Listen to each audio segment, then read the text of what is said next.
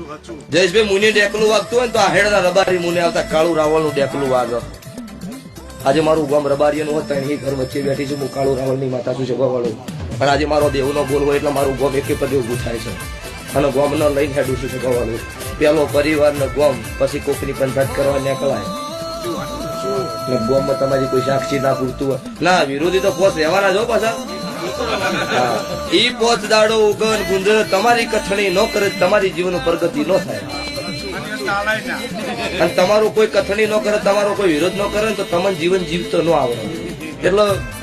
એટલે એવું જોવો. અને ભગવાન તાર બધાને હારા હારા મેલ કરો તો પછી મેળ પડો એવો છે નહીં.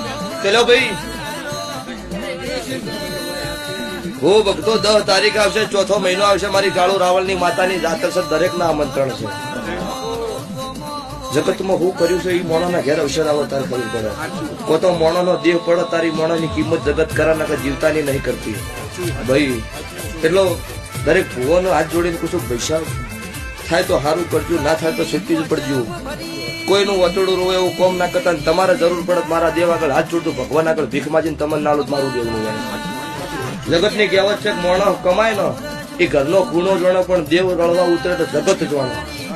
એટલે અત્યારે જેને જેને ભુવા નહીં કહેતા, અમુક તો એવું કે ગળ કાપીને લાયા. તું એ કાપ તને આવડતું હોય તો.